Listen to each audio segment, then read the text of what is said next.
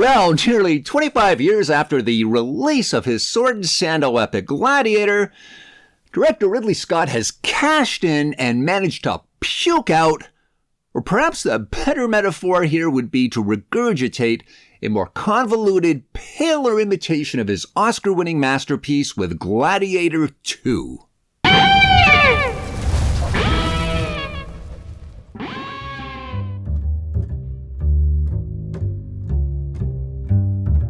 Well, what to say about Gladiator 2?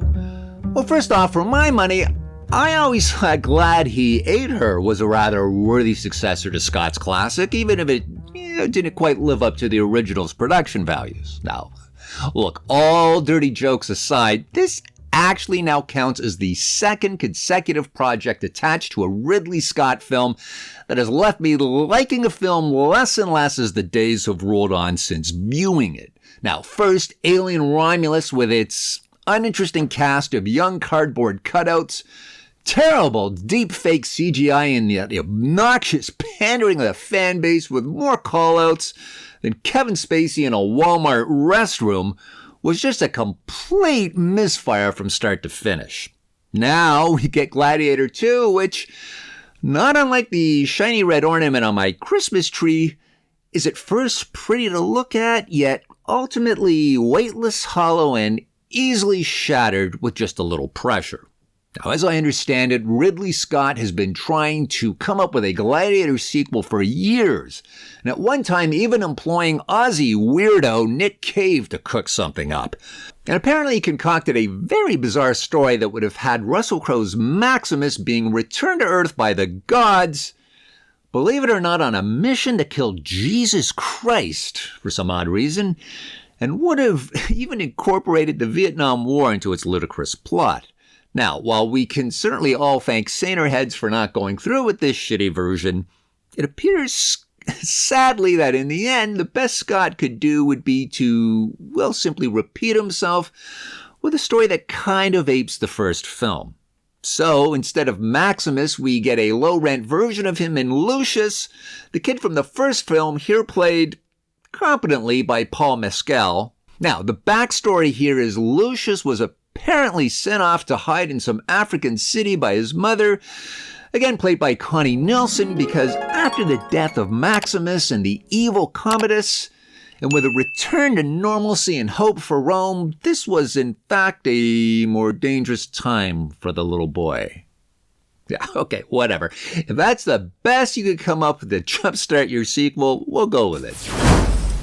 Now, as some kind of soldier protecting an African city against a Roman invasion, Lucius sees his warrior wife killed in battle, and he's then captured, sold to be cannon fodder in a pit full of rabid baboons that kind of don't actually look much like baboons. And he ends up biting one to death, then graduates to full-on Gladiator Academy where he'll fight so he can somehow exact his revenge against Pedro Pascal, the Roman general responsible for the death of his wife. And worth noting here, Lucius's wife wasn't exactly an innocent non-combatant, as was Maximus's wife in the first film. She's actually a full-on warrior, taking the battle to the invading Romans, so, you'll pardon me if I don't quite feel the same thirst for revenge this time around. But this is just one of several examples where this half-baked script actually subverts the motivations of its characters. Oh, and one other thing about Mescal's betrayal of Lucius. Why the fuck is he laughing and grinning all the time? I mean, it's really excessive. Now, shouldn't it have Ridley Scott or someone reminded him that he's supposed to be all bent out of shape with rage for his dead wife? I mean, I kept asking myself, what the fuck is so funny with this guy?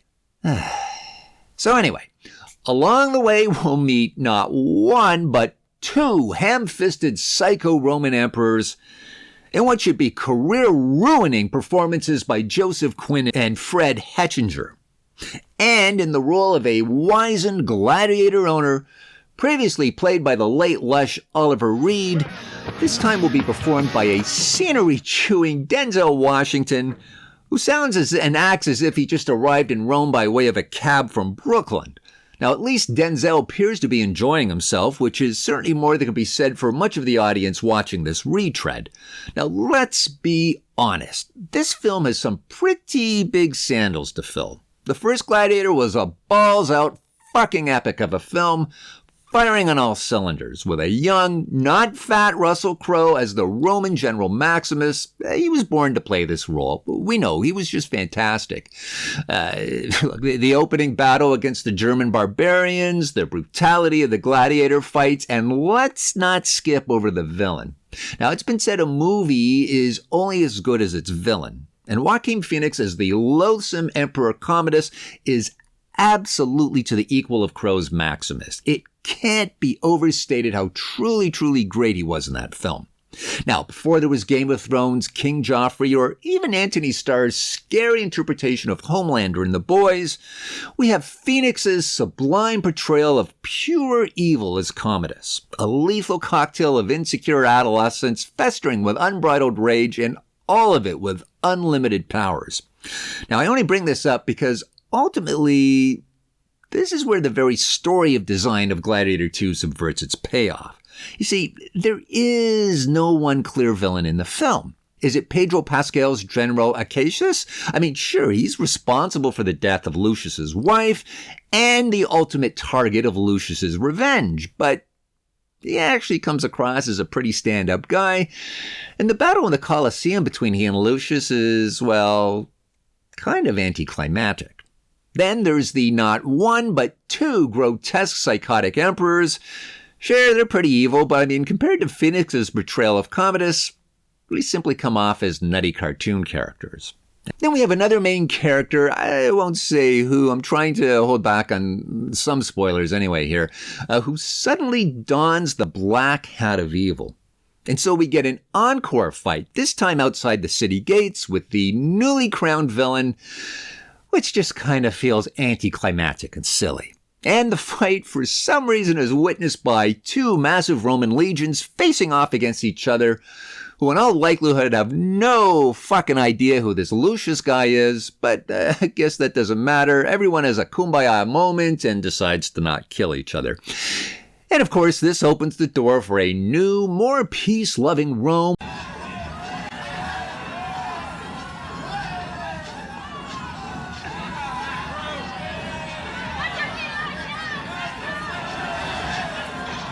But hey, let's not have history get in the way of a happy ending.